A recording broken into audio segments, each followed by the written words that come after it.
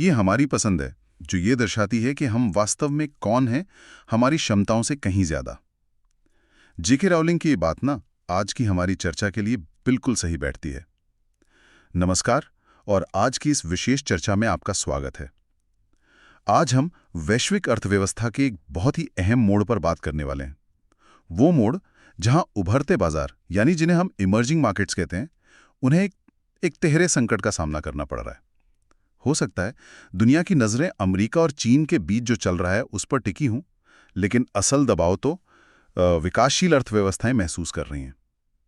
आज हम यही समझेंगे कि कैसे ये ऊंचे टैरिफ, चीन से बढ़ते आयात का खतरा, जिसे आजकल चाइना शॉक 2.0 कहा जा रहा है, और साथ में तेजी से बदलती टेक्नोलॉजी, ये सब मिलकर इन देशों के लिए कैसी मुश्किल चुनौती खड़ी कर रहे हैं।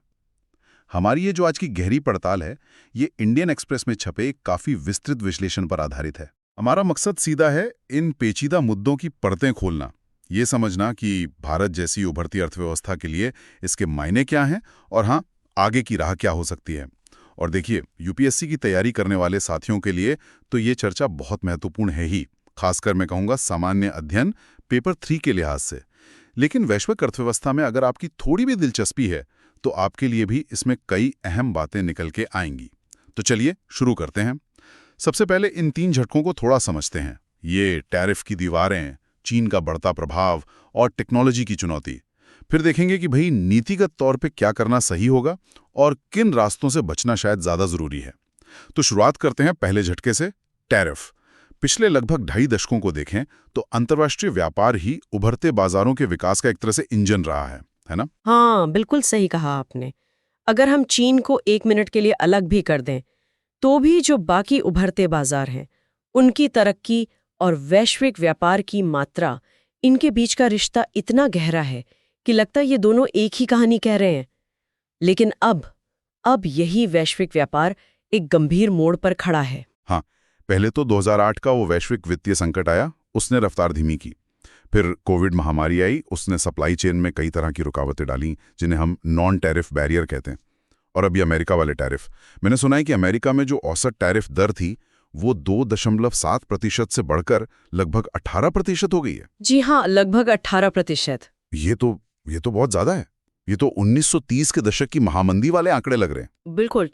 और यहीं से वो बड़ा सवाल खड़ा होता है कि उभरते बाजार, जो अमेरिका की तुलना में कहीं ज्यादा खुले हुए हैं, जिनका विकास निर्यात पर इतना ज्यादा निर्भर करता है, वो इस बढ़ते संरक्षणवाद, जिसे प्रोटेक्शनिज्म कहते हैं, और इकोनॉमिक बाल्कनाइजेशन, यानी दुनिया का अलग अलग आर्थिक गुटों में बढ़ जाना, इस माहौल में तरक्की करेंगे कैसे?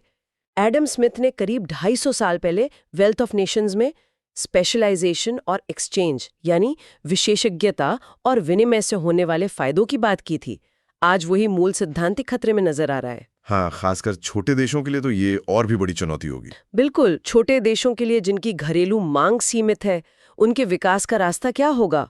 और व्यापार से जो बड़े एफिशिएंसी बेनिफिट्स मिलते थे, उनका क्या होगा?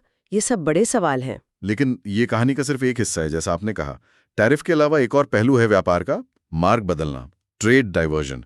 इसका क्या असर पड़ रहा है बढ़ते बाजारों पर? हाँ, ये दूसरा बड़ा झटका है। देखिए, हुआ क्या कि जब 2017 में अमेरिका ने चीन पर टैरिफ लगाना शुरू किया, तो चीन ने भी काफी होशियारी से अपने निर्यात का रुख उन देशों की तरफ मोड़ना शुरू कर दिया जहां अमेरिकी टैरिफ लागू नहीं थे। जैसे लैटिन अमेरिका, अफ्रीका और एशिया के कई विकासशील देश। अच्छा। और अब तो अमेरिका ने चीन पर टैरिफ और भी ज्यादा बढ़ा दिए। सुनने में आया कुछ मामलों में 10% से सीधे 42% तक। जी हाँ।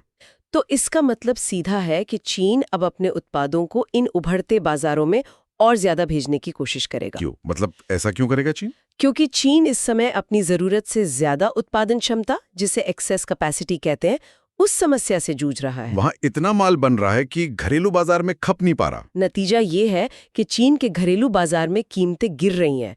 मतलब वहाँ एक तरह का डिफ्लेशनरी प्रेशर बन रहा है। तो वो माल बाहर भेजेंगे? हाँ, अब ये जो अतिरिक्त माल है वो दुनिया के बाकी बाजारों में और खासकर उभरते बाजारों में ऐसी कम कीमतों पर पहुंचेगा कि वहां की जो लोकल कंपनियां हैं उनके लिए मुकाबला करना लगभग नामुमकिन सा हो सकता है। ओह, तो ये है वो चाइना शॉक 2.0 जिसकी बात हो रही है।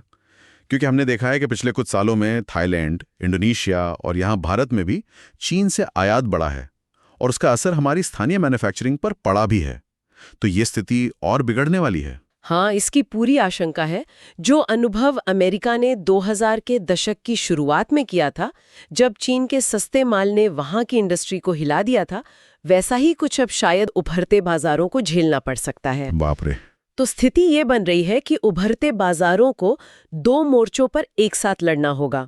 एक तरफ तो पश्चिमी देशों का संरक्षणवाद है, जिससे उनके निर्यात के अवसर कम हो रहे हैं, और दूसरी तरफ उन्हें अपने ही घरेलू बाजार में चीन के सस्ते आयात से अपनी इंडस्ट्री को बचाना है। ये एक बहुत ही मुश्किल संतुलन साधने वाली बात है। तो टैरिफ हो गए, चीन से बढ़ता आयात का दबाव हो गया। इसके साथ साथ एक और बड़ी लहर है जो उभरते बाजारों के तट से टकरा रही है, वो है टेक्नोलॉजी की लहर। ये तीसरा झटका कैसे काम कर रहा है? हाँ, टेक्नोलॉजी। देखिए, टेक्नोलॉजी का विकास हमेशा से ही एक तरह की दो-धारी तलवार रहा है। पहले ये माना जाता था कि तकनीकी बदलाव जो है वो श्रम की उत्पादकता बढ़ाता है, मतलब लेबर ऑगमेंटिंग होता है। लेकिन अब डर ये है कि जो नई टेक्नोलॉजी आ रही है, खासकर ऑटोमेशन और एआई, वो सीधे सीधे नौकरियों को ही खत्म कर रही है, यानी लेबर सब्स्टिट्यूटिंग हो रही है। और इसका असर तो शायद मैन्युफैक्चरिंग में दिखने भी लगा है, जहां हम देखते हैं कि मशीनों का इस्तेमाल बढ़ रहा है। बिल्कुल सही कहा आपने। मैन्युफैक्चरिंग में जो कैपिटल लेबर रेशियो है, यानी उत्पादन में मशीनरी और पूंजी का इस्तेमाल श्रमिकों की तुलना में कितना ज्यादा हो रहा है, वो लगातार बढ़ रहा है। इससे दुनिया भर में जो पारंपरिक ब्लू कॉलर नौकरियां हैं, उन पर दबाव है। और दिलचस्प बात यह है कि भारत, जिसे हम एक लेबर अबंडेंट यानी श्रम प्रधान देश मानते हैं, वहां भी पिछले 2 दशकों में मैन्युफैक्चरिंग और निर्यात में कैपिटल इंटेंसिटी यानी पूंजी की गहनता तेजी से बढ़ी है। ये थोड़ा हमारी स्थिति के विपरीत है। और अभी आर्टिफिशियल इंटेलिजेंस, एआई, इसके आने से तो ये खतरा सिर्फ ब्लू कॉलर तक ही नहीं रहेगा, ये व्हाइट कॉलर नौकरी तक भी पहुंचेगा। निश्चित रूप से एआई में वो क्षमता है कि वो उन कामों को भी ऑटोमेट कर सकता है जो पहले सिर्फ इंसान ही कर पाते थे, जिनमें सोचने समझने की जरूरत होती थी। इसका सीधा मतलब है कि अच्छी व्हाइट कॉलर नौकरियां पैदा करना भविष्य में और भी मुश्किल होता जाएगा। और इसका सबसे ज्यादा असर कहाँ पड़ेगा? देखिए, दक्षिण एशिया से लेकर उप सहारा अफ्रीका तक, उस सारे विकासशील देश जहां युवा आबादी बहुत ज्यादा है, उनके लिए ये चुनौती और भी गंभीर हो जाती है। मतलब लाखों करोड़ों युवा हर साल जॉब मार्केट में आ रहे हैं और नौकरियां पैदा करना मुश्किल होता जा रहा है। तो ये सवाल उठना लाजमी है कि क्या दक्षिण एशिया में हाल में जो कुछ युवा विरोध प्रदर्शन हुए हैं, वो कहीं इसी आने वाले आर्थिक तूफान की हार तो नहीं है? हाँ, ये सवाल बिल्कुल जायज है। तो कुल मिलाकर ये तीनों टैरिफ, चीन का बढ़ता निर्यात दबाव और रोजगार घटाती टेक्नोलॉजी, ये तीनों मिलकर विकासशील अर्थव्यवस्थाओं के लिए एक परफेक्ट स्टॉर्म, यानी एक बेहद विकट, एक अत्यंत कठिन स्थिति बनाने का जोखिम रखते हैं। तो ऐसी विकट स्थिति में जाहिर सवाल उठता है कि भाई किया क्या जाए।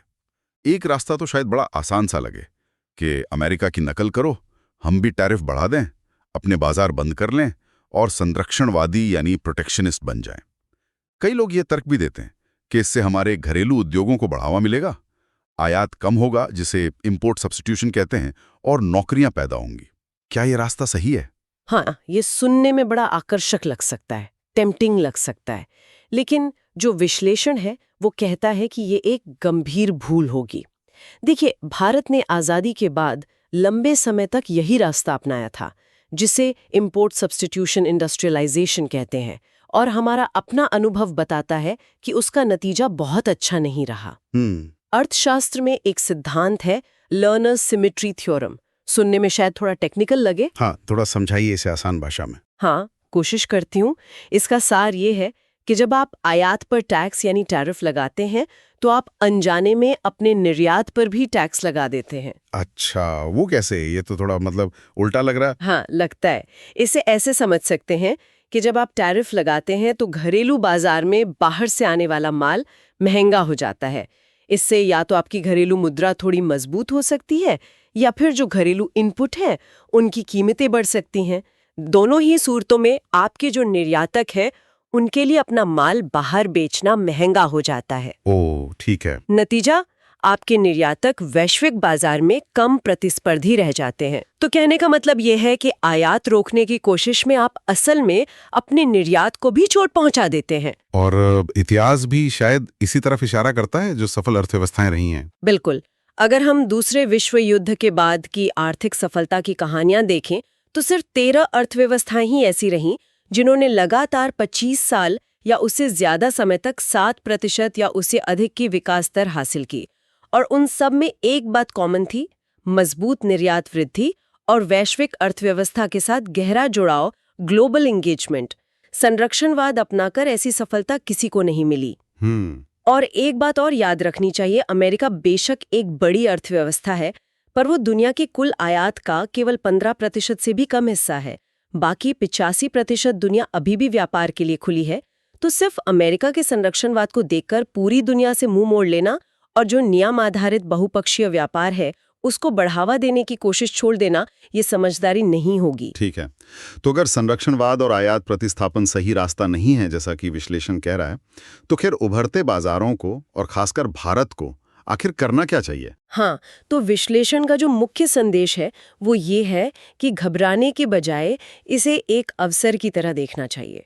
हाँ, ये सच है कि वैश्विक व्यापार की रफ्तार शायद धीमी हो जाए, लेकिन भारत को इससे बहुत ज्यादा निराश होने की जरूरत नहीं है। क्यों? क्योंकि वैश्विक मैन्युफैक्चरिंग निर्यात में भारत की हिस्सेदारी अभी भी, आप यकीन मानिए, 2% से भी कम है। अच्छा, सिर्फ 2%? हाँ, बहुत कम। तो इसका मतलब ये है कि हमें पूरी वैश्विक अर्थव्यवस्था के बहुत तेजी से बढ़ने का इंतजार करने की जरूरत ही नहीं है। हमें बस मौजूदा वैश्विक बाजार में अपनी हिस्सेदारी, अपना मार्केट शेयर बढ़ाना है। और क्योंकि हमारा आधार इतना कम है तो ये बिल्कुल संभव है। यानी दुनिया से जुड़ने का जो रास्ता है, जो एक्सटर्नल ओरिएंटेशन है, उसे बंद नहीं करना है बल्कि उसे और मजबूत करना है। बिल्कुल, क्योंकि बाहरी दुनिया से जुड़ने के फायदे तो जगजाहिर हैं। निर्यात आपकी घरेलू मांग के ऊपर एक अतिरिक्त मांग पैदा करते हैं। और सबसे बड़ी बात, जब आपकी कंपनियां वैश्विक स्तर पर कम्पीट करती हैं, मुकाबला करती हैं, तो वे ज्यादा प्रोडक्टिव बनती हैं, ज्यादा कुशल होती हैं और बड़े पैमाने की अर्थव्यवस्थाओं यानी इकोनॉमीज ऑफ स्केल का लाभ उठा पाते हैं। अगर हम चाहते हैं कि हमारी कंपनियां ज्यादा इनोवेटिव हों, नई खोजें करें, R&D पर ज्यादा खर्च करें, तो उन्हें दुनिया की सर्वश्रेष्ठ कंपनियों से मुकाबला करने देना होगा। उन्हें संरक्षण की चादर में लपेट कर रखने से ये नहीं होगा। तो फिर यहाँ सबसे जरूरी चीज क्या हो जाती है? विश्लेषण किस एक बात पर सबसे ज्यादा जोर देता है? 3 शब्द: सुधार, सुधार और सुधार। Reform, reform, reform. आज की ये जो चुनौतीपूर्ण दुनिया है, इसमें चाहे आपको बढ़ते संरक्षणवाद के बावजूद निर्यात करना हो या फिर अपने घरेलू बाजार में चीन के सस्ते आयात से मुकाबला करना हो, आपकी कॉम्पिटिटिवनेस, आपकी प्रतिस्पर्धात्मकता ही कुंजी है। आपको दूसरों से बेहतर और सस्ता माल बनाना होगा। और ये प्रतिस्पर्धात्मकता आएगी कैसे? इसके लिए गहरे और बुनियादी सुधारों की जरूरत है। फाउंडेशनल रिफॉर्म्स, उन क्षेत्रों में जो अर्थव्यवस्था की नींव है, जमीन, श्रम, बिजली, लॉजिस्टिक्स, स्वास्थ्य और शिक्षा। इनमें से कई सुधार मुश्किल हैं, राजनीतिक रूप से संवेदनशील भी है, मैं मानती हूँ, लेकिन अब इनके बिना काम नहीं चलने वाला। हाल में सरकार ने GST को सरल बनाने और डीरेगुलेशन व अगली पीढ़ी के सुधारों पर समितियां बनाने की जो घोषणा की है, वो एक बहुत अच्छी और जरूरी शुरुआत है। लेकिन असली चुनौती इन्हें लागू करने और इनके तार्किक अंत तक पहुंचाने में होगी। ये तो हुई प्रतिस्पर्धात्मकता की बात, लेकिन रोजगार का क्या? आपने कहा टेक्नोलॉजी नौकरियां कम कर रही हैं, तो फिर रोजगार कैसे पैदा होंगे? विश्लेषण इस मुश्किल सवाल पर क्या कहता है? हाँ, ये बहुत बड़ी चुनौती है। विश्लेषण ये कहता है कि हमें पूंजी श्रम अनुपात को मोड़ना होगा। We need to bend the capital labour ratio. Bending the capital labour ratio, इसका क्या मतलब हुआ? इसका मतलब है ऐसी नीतियां बनाना जो उद्यमियों को, कंपनियों को मशीनों यानी पूंजी की बजाय श्रमिकों यानी श्रम को काम पर रखने के लिए प्रोत्साहित करें। हमें श्रम को इतना आकर्षक बनाना होगा कि वो पूंजी के साथ ज्यादा प्रभावी ढंग से प्रतिस्पर्धा कर सके। लेकिन ये होगा कैसे? क्या ये आसान है? बिल्कुल आसान नहीं है। इसके लिए सबसे जरूरी है अपने श्रम बल की गुणवत्ता सुधारना। मतलब शिक्षा, स्वास्थ्य और स्किलिंग पर भारी और लगातार निवेश करना होगा। अगर हमारे श्रमिक ज्यादा कुशल होंगे, ज्यादा प्रोडक्टिव होंगे, तो कंपनियां उन्हें काम पर रखना ज्यादा पसंद करेंगी, मशीनों के मुकाबले भी। साथ ही हमें अपने श्रम कानूनों पर भी बहुत ध्यान से विचार करना होगा। कहीं ऐसा तो नहीं कि श्रमिकों की सुरक्षा के नाम पर बनाए गए बहुत सख्त कानून अंततः उन्हीं का नुकसान कर रहे हों? क्योंकि अगर कानून इतने जटिल या सख्त हैं कि कंपनियां लोगों को काम पर रखने से ही हिचकिचाने लगे, तो फिर रोजगार कैसे पैदा होंगे? ये एक बहुत नाजुक संतुलन है जिसे साधना होगा। और अंत में टेक्नोलॉजी की जो ये तेज रफ्तार है जिसका जिक्र हमने किया, उससे कैसे निपटा जाए? देखिए, टेक्नोलॉजी की रफ्तार को तो रोका नहीं जा सकता। हमें ये सीखना होगा कि हम इसके साथ कैसे जिएं और इसका फायदा कैसे उठाएं। इसके लिए समाज और अर्थव्यवस्था को रचनात्मक विनाश यानी क्रिएटिव डिस्ट्रक्शन की प्रक्रिया को न केवल स्वीकार करना होगा, बल्कि उसका स्वागत करने के लिए तैयार रहना होगा। रचनात्मक विनाश, ये शब्द सुनने में थोड़ा विरोधाभासी लगता है। क्रिएटिव डिस्ट्रक्शन, इसका मतलब क्या है? इसका मतलब है कि अर्थव्यवस्था में लगातार बदलाव होता रहता है, टेक्नोलॉजी बदलती है, लोगों की पसंद बदलती है, तो कुछ पुराने उद्योग या कंपनियां धीरे धीरे अप्रासंगिक हो जाती हैं, बंद हो जाती हैं। इन्हें हम डूबते उद्योग या सनसेट इंडस्ट्रीज कह सकते हैं। और उनकी जगह नई, ज़्यादा आधुनिक, ज़्यादा कुशल कंपनियां या उद्योग ले लेते हैं, यानी उभरते उद्योग या सनराइज इंडस्ट्रीज। ये जो पुरानी चीज़ों का ख़त्म होना और नई चीज़ों का आना है, यही रचनात्मक विनाश है। और ये प्रक्रिया अर्थव्यवस्था को डायनामिक और प्रतिस्पर्धी बनाए रखने के लिए बहुत ज़रूरी है। लेकिन ये बदलाव आसान नहीं होता। इसमें लोगों की नौकरियां जाती हैं, उन्हें नई स्किल सीखनी पड़ती हैं। हाँ, ये तो मुश्किल होगा। बिल्कुल। इसीलिए इस प्रक्रिया को अपनाने के लिए हमें बड़े पैमाने पर रीस्किलिंग और रीट्रेनिंग कार्यक्रमों में निवेश करना होगा। हमें मजबूत सामाजिक सुरक्षा जाल यानी सोशल सेफ्टी नेट्स बनाने होंगे, ताकि जो लोग इस बदलाव की प्रक्रिया में पीछे छूट जाएं, उनकी मदद की जा सके। और जाहिर है, इन सब कामों के लिए सरकार के पास पर्याप्त संसाधन हो, इसके लिए एक मजबूत और प्रभावी टैक्स प्रणाली की भी जरूरत होगी। तो कुल मिलाकर जो तस्वीर उभर रही है वो ये है कि उभरते बाजार और खासकर भारत एक बहुत ही महत्वपूर्ण, बल्कि मैं कहूँगा एक नाजुक मोड़ पर खड़े हैं। उन पर टैरिफ, चीन से प्रतिस्पर्धा और टेक्नोलॉजी, इन 3 दिशाओं से एक साथ दबाव पड़ रहा है, और ये दबाव एक दूसरे के असर को शायद और बढ़ा भी सकते हैं। हाँ बिल्कुल, और उनके सामने अब रास्ता चुनने का एक विकल्प है। एक रास्ता तो ये है कि इन चुनौतियों को एक आईने की तरह देखें, अपनी कमियों को समझें और खुद को ज्यादा मजबूत, ज्यादा प्रतिस्पर्धी बनाने के लिए जो जरूरी भले ही कठिन सुधार हैं, उनका रास्ता चुनें। और दूसरा रास्ता? दूसरा रास्ता है कि डर जाएं, संरक्षणवादी बन जाएं, दुनिया से खुद को काट लें और ये उम्मीद करें कि ये जो तूफान है ये अपने आप गुजर जाएगा। और ये विश्लेषण जो हमने इंडियन एक्सप्रेस का देखा, वो साफ तौर पर कह रहा है कि ये दूसरा रास्ता, जो शायद देखने में आसान लगे, वो अंततः गलत साबित होगा। यूपीएससी की तैयारी करने वाले दोस्तों के लिए मैं फिर से कहूंगा, ये पूरी चर्चा सामान्य अध्ययन पेपर 3 यानी अर्थव्यवस्था के लिहाज से बहुत अहम है। इसमें वैश्विक व्यापार के रुझान, भारतीय अर्थव्यवस्था पर बाहरी फैक्टर्स का प्रभाव, प्रोटेक्शनिज्म बनाम ग्लोबलाइजेशन, टेक्नोलॉजी का असर, नीतिगत सुधार, ऐसे कई महत्वपूर्ण विषय शामिल हैं। और हाँ, चाइना शॉक 2.0, संरक्षणवाद, आयात प्रतिस्थापन, लर्नर सिमेट्री थ्योरम, पूंजी श्रम अनुपात, रचनात्मक विनाश जैसी जो शब्दावली हमने इस्तेमाल की, वो प्रीलिम्स के नजरिए से भी उपयोगी हो सकती हैं। अगर इस विषय पर आपके मन में कोई सवाल है या आप किसी और पहलू पर विस्तार से जानना चाहते हैं, तो नीचे कमेंट सेक्शन में जरूर लिखिएगा। हम कोशिश करेंगे कि आपके सवालों के जवाब दे सकें। और इंडियन एक्सप्रेस जैसे प्रतिष्ठित प्रकाशनों के ऐसे ही गहन विश्लेषणों पर आधारित और चर्चाओं से जुड़े रहने के लिए हमें लाइक और सब्सक्राइब करना ना भूलें। और जाते जाते एक सवाल मैं आप सबके सोचने के लिए छोड़ना चाहूंगी।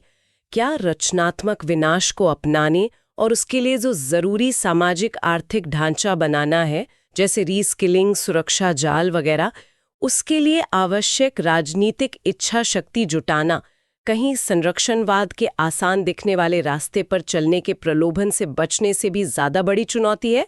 इस पर विचार जरूर कीजिएगा। आज की इस गहरी और महत्वपूर्ण चर्चा में हमारे साथ जुड़ने के लिए बहुत बहुत धन्यवाद।